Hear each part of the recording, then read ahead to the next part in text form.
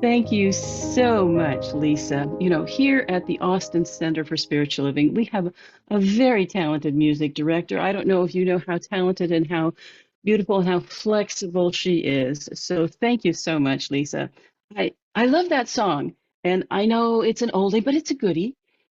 And I remember the first time hearing it and thinking about, I love myself. Oh my gosh, what is this about? And then, I started to get the idea, yes, put your own mask on first. I'm getting that. I'm getting that. And I'm more comfortable with that now, but maybe, just maybe, it's time to move beyond that first verse. The next verse. I love you just the way you are. Okay, that's not so hard, really. I mean, I love you, and I know that you're perfect, whole, and complete. So, okay, I'm getting the second verse, and then we get to this third verse. I love the world the way it is. Now that means everybody, no exceptions.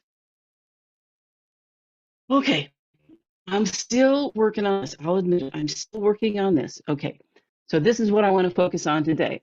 I love the world the way it is because I can clearly see the things I judge, yes, are done by people just like me. And then here's the promise. Here's the promise. I'll help it grow by loving everything. Oh, that's a big promise. That's a big promise. The other in love is our topic today. All month long, this month in the month of April, we are working with the thought giant gentleness. Giant gentleness for the month. And now, this meaning of gentle is free from harshness, sternness, or violence, gentle as in a kindly, gentle manner. So, in those flashes, those instants when we are conscious of our oneness, there's an openness and just an all encompassing love when we're conscious, when we're conscious. In the other moments, we need and we deserve giant gentleness. Giant gentleness. Now, I hadn't heard of giant gentleness before, but I had heard of a gentle giant. A gentle giant is that person or animal that may seem intimidating because of its size, strength, talent, influence, but it's surprisingly friendly and not really aggressive or threatening. Um, like, don't be afraid of my huge dog. St. Bernards are gentle giants. That's a gentle giant. This is not to be confused with a jolly green giant whose motto is give peas a chance. Now, the gentle giant is often rather intelligent, level headed, analytical, a voice of reason. You've seen this in the movies, I know. Um, it's a great way to endear a character. Uh, and sometimes they put this gentle giant with a younger child to make it kind of really humanized. And well, okay, here's an idea. Groot in the Guardians of the Galaxy, gentle giant. Pete's dragon, gentle giant. The Princess Bride, we see Andre the Giant, gentle giant. And he has a certain charm and a knack for rhyming. I don't know if you know that. And also, he's like supposed to be intimidating and evil, but he's quite a loving character. And monsters versus aliens, we have the seemingly terrifying Insectosaurus. And he, again, was quite gentle when it came down to it and was often misunderstood. And he actually sacrificed his life to protect the earth, but after spending some time in the cocoon, he came back as a butterflyosaurus and was heroic and bold in the face of danger. So we're actually talking about this gentleness. This gentleness is a quality that is hard to define, and it's just something that we need to be gentle with ourselves so that we remember that gentleness and that giant gentleness opens us up to who we say we want to be. And then all of the moments of our lives become sacred and holy, even the ones that we don't really like. So each week this month, we're expanding on that, and we're starting with ourselves. I love myself the way I am. And we acknowledge how we can allow all moments to be for our highest and best. And then we breathe gentleness into our communities, our politics, our activities. And finally, we celebrate the moments of embodying the giant and continuing the journey. But today we're focusing on moving beyond judgment. There is a place beyond judgment, I understand, and embrace active compassion in our relationship with others. Well, first of all, that's a misnomer because we know there is no other, there is only us. And people, those people around us, they're lovely. We appreciate them when they're kind and loving, and that's how we want them to be. And they're also human, possibly fickle, opinionated, judgmental. Who, me? They just can't help themselves. Well, guess what? I'm one of those. And if only they would change. Or my thing is, if only they would listen to me, everything would be perfect if they just did it my way. Anybody else have that going on? And then they don't. Things happen. And we want to blame others for things when they go wrong. And in fact, really what's wrong? It's not really wrong. It's our judgments. Our judgments of others get in the way. And so the idea here this morning is as we apply gentleness to our interactions with others, we can allow them to be their gentle selves. And from that place, we can all make a clear decision for our own lives. And I'm thinking back, just yesterday, I was not very gentle with someone. It's like, okay, take a deep breath and let's start over again. So, starting from the science of mind point of view, we're one. There's only one of us. I know the song, There's Only One of Us. In your eyes, it's me I see. One energy in just a myriad of forms. Individualized expressions of the divine. I know you've heard that. Each and every one of us, sacred and holy. The other person, place, or thing is none other than the expression of love itself, love in form. And no one and nothing is against us. It simply is. Ernest Holmes tells us when we let the love that is within us go out to the God who is in all people, then we're loving God with all our heart and with all our soul and mind.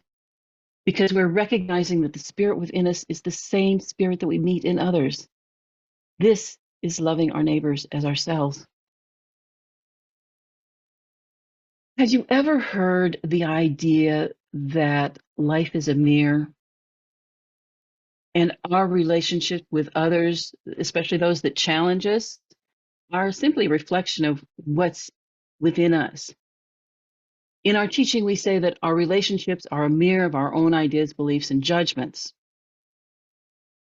And the only place that we can interact from is from within ourselves. And that looks just like us. So we're being reflected. So if it's not about that other person, what they said or did, what if it's about us?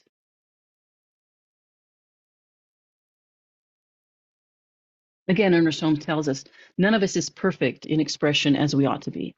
So the challenge to each of us is to be great enough to rise in love, in charity, through understanding and compassion. And that's about gentleness. So let's be clear. Whatever happened to you is not your fault. But what you do with it after that is your responsibility. See, you are that creative genius in your life. And with the awareness and with the gentleness that we're cultivating, we get to redefine any aspect of our life at any time. Oh my gosh, we get a do-over. So don't even bother beating yourself up for previous bad relationships and experiences. We start fresh now and claim them as useful fodder for recognizing our own awesomeness and loving the world the way it is. I heard that you should always look into a mirror before making a big decision. It helps you reflect. And I could see myself doing that. A student asked his Zen master, Master, what is the meaning of life? And the Zen master replied, the meaning of life is like a mirror. It reflects everything, but holds on to nothing. And the student was puzzled and said, Master, what do you mean by that? And the master replied, the mirror simply reflects whatever comes before it, without judgment or attachment. It does not hold on to anything, but rather lets everything go. In the same way, the meaning of life is to be present, to observe and experience the world around us without attachment or judgment, and let go of everything that does not serve us. When we can do this, we can find true peace and happiness. Wise master, thank you for sharing your wisdom. So the more you love yourself and who you are, the more that love shows up in your relationship with others. So now you are proof that love exists, and your relationships are proof that you love you. Again, Ernest Holmes says, when we are loving God with all our heart and all our soul and mind, we recognize that it's the same spirit. Remember, it's the same one. And so as we let go of that judgment, we become more open and receptive to having things flow through us and to us in a way that is perfect for us. So there was another monk who would carry a mirror wherever he went. And a priest noticed this one day and thought to himself, well, this monk must be so preoccupied with the way he looks that he has to carry a mirror all the time. He shouldn't worry about the way he looks on the outside, judgment. It's what's inside that counts. So the priest, kind of like I would do, goes up and he says, why do you always carry that mirror? Thinking for sure this would, make the monk feel guilty. He said, so the monk pulled a mirror from his bag and pointed it at the priest. And then he said, I use it in times of trouble. I look into it and it shows me the source of my problems, as well as the solution to my problems. It's all in that same mirror. So I invite you to have active compassion. See, we're always doing our best. Really, we're always doing our best. People are always doing their best. And life is sacred and holy, even when I might think otherwise. And so when we apply this compassion to ourselves, while we may not like what we did or said, we comprehend that it's part of being human to make mistakes. An act of compassion for others leads to a deeper understanding of this truth. Oh, I'm just preaching to myself today. Compassion and caring are the ties that bind us together, Ernest Holmes tells us, in a mutual understanding and a unified attempt to discover the divinity in each other. Compassion is the most gentle of all human virtues, for it is the outpouring of the divine givingness through all. Now he was wise. Now, compassion doesn't mean that people get free rein to treat you however they want to. No. It doesn't mean that you always have a full understanding of why they do what they do. No. Every person everywhere has an unknown story. They've lived through traumas and tragedies, and they've created ways to live and to function based on that history, just like all of us do. We see life through our filters, through those things that have happened to us. The Dalai Lama says the moment you develop a sense of concern for others, you realize that just like ourselves, they also want happiness. They also want satisfaction. So active compassion requires focus and intention. And when your intention is to let the people in your life be themselves and to love them for who they are, then you are gentle with reminders to yourself. A little story I want to share. This is a story about Eeyore. Do you know Eeyore? Well, it's based on the characters created by A.M. So here's the story. It occurred to Pooh and Piglet that they hadn't heard from Eeyore for several days. So they put on their hats and coats and trotted across the 100-acre wood to Eeyore's stick house. Inside the house was Eeyore. Hello, Eeyore, said Pooh. Hello, Pooh. Hello, Piglet, said Eeyore. Oh, wait, he had a glum-sounding voice. Hello, Pooh. Hello, Piglet. We just thought we'd check in with you, said Piglet, because we hadn't heard from you, and so we wanted to know if you were okay. And Eeyore was silent for a moment. Am I okay? He asked eventually. Well, I don't know, to be honest. Are any of us really okay? That's what I ask myself. All I can tell you, Pooh and Piglet, is that right now I feel rather sad and alone and not much fun to be around at all.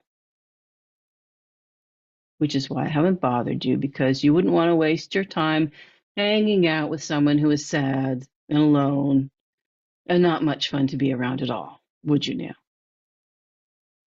And Pooh looked at Piglet, and Piglet looked at Pooh, and they both sat down, one on either side of Eeyore in his stick house. And Eeyore said, "What are you doing?" "We're sitting here with you," said Pooh, "because we are your friends.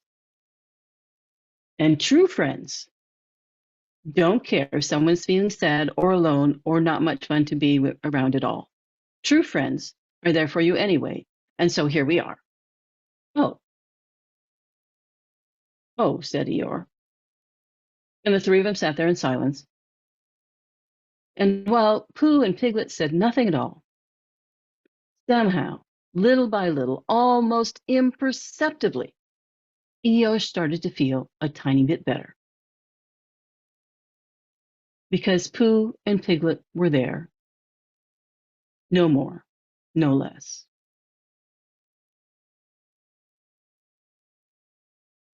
Sometimes all it takes is being present,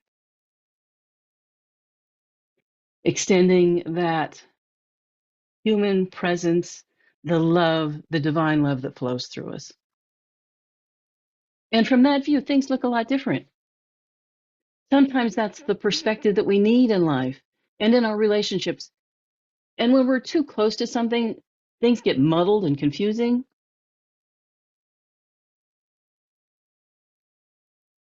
Scott Aubrey, who wrote the passage, um, well, some of it, anyhow, I'll tell you this. He said this: "The depth of God's love eclipses any sense of separation may be holding." The depth of God's love eclipses any sense of separation I may be holding. I thought that was timely use of the word eclipse, being that, tomorrow is the great North American eclipse. And remember what Jean read about in clips from the staff at Treehouse Recovery. Part of that, she said, eclipses change our perception. We see the obstruction of the sun's light, consciousness, by the body of the moon, the inner world, and we notice what happens when these principles of creation come together. So eclipses are wondrous events to behold and can teach us about the ways in which we view our conscious and unconscious minds, what we choose to shed light upon, and that which we choose to keep hidden in the darkness. I hope you remember that tomorrow when you are experiencing that amazing occasion. And remember this too: love is kind, gentle, understanding. It is tolerant of others and reaches back through indifferences and coldness to life. Something warm and pulsating is the very center of everything. And that's from Ernest Holmes' Science of Mind magazine. I don't know about you, but sometimes I take myself and my life way too seriously. And sometimes very personally, when it's not even about me. Sometimes the person that that ruffled my feathers doesn't even know I'm there. They're just being human. And that's what it's all about. And it's about connection. So again, a story from Scott Aubrey. He tells about a time when he watched a documentary. He said, "Have you ever watched a 2,000-pound horse pull logs?" A few years ago, I watched a documentary about a Belgian horse that was used to pull logs at the site of a cabin being built. The idea was the entire cabin would be built without power instruments. And I couldn't believe how well trained the horse was. The man never spoke above a normal tone of voice. The horse would back up, turn left, turn right, stop, walk, or run at his command. And what astounded me most was this.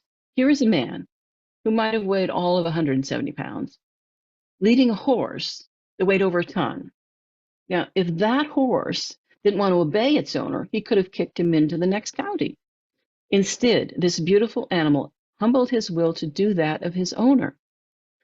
Such strength and yet such gentleness. And we've seen this strength in other great models of gentleness. Martin Luther King, Mother Teresa, Gandhi. Each of them were in tune with an indwelling God. They were humble. They were deep in relationship with Spirit of the Divine in their own heart and in their connection with others. And he continues, I'm still amazed the 2,000-pound Belgian horse would be so obedient to a 170-pound man. Why was that horse obedient? Here it is, because he had a connection with the man who was leading him, and he knew that he could trust that connection.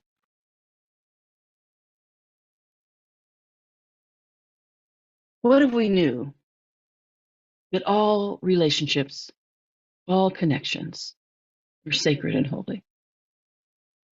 Then we could extend that giant gentleness in how we see those around us, as well as ourselves.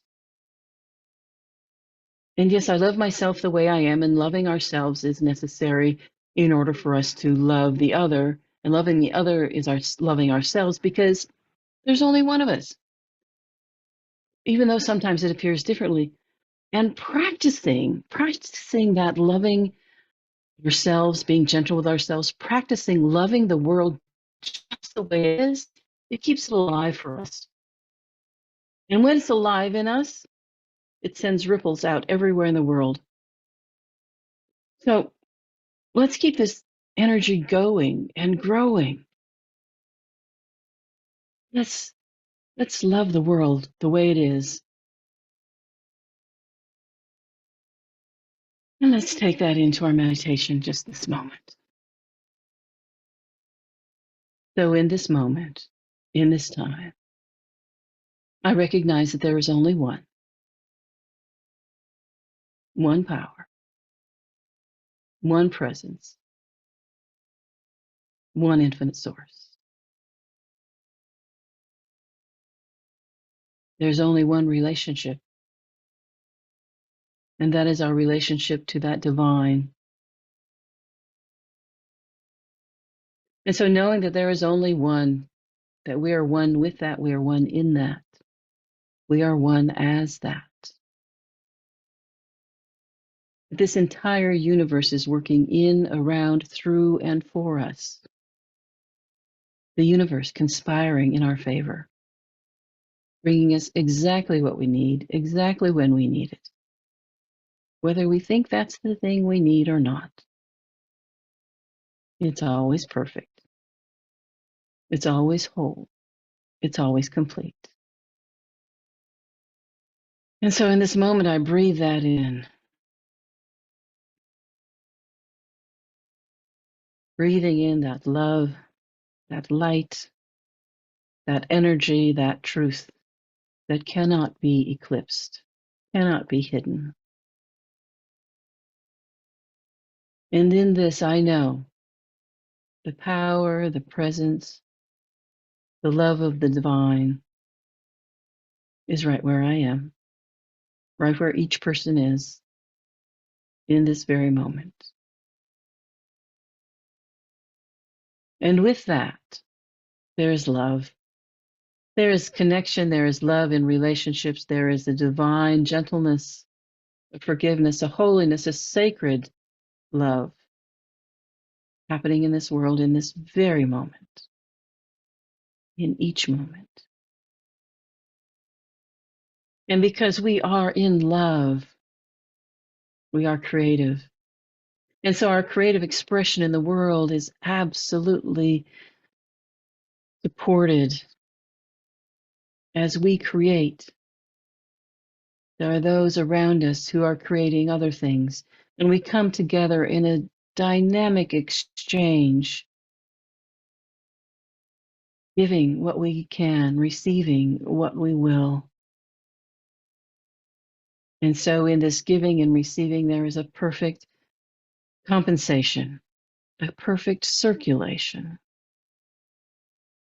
And there's also perfect circulation in the physical body. I know there's a divine pattern for this physical body and that everything is in its perfect right place. As above, so below. As the perfect pattern demonstrates in each person, place, and thing, created, working just as it should, in this very moment, at this time, and in this place. And so knowing love, knowing creative energy, knowing that perfect health, I also know prosperity. It can be no other way. So there is a abundant universe that we live in. There's more than enough to go around. I'm reminded of this when I see this leaves budding out in the spring, knowing that they were there all of the time, just waiting to come out, and recognizing that they will fall and that there will be more. An eternal circulation. We give, we receive, we give.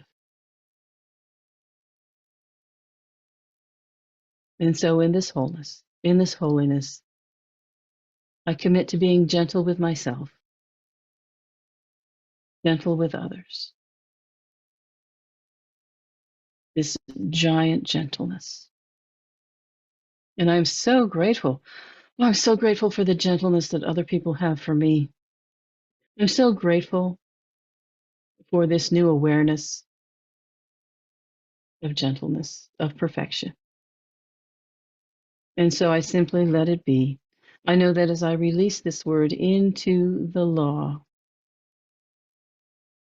that it is manifest in perfect right ways, in divine right time, because it can be no other way. That's simply how it is. I invite you to affirm this with me by saying together, and so it is. And this week, as we practice our giant gentleness, let us remember this. May I be filled with loving kindness. May I be well. May I be peaceful and at ease. May I be happy. May you be filled with loving kindness. May you be well. May you be peaceful and at ease. And may you be happy. May we all be filled with loving kindness. May we all be well. May we all be peaceful and at ease. And may we all be happy.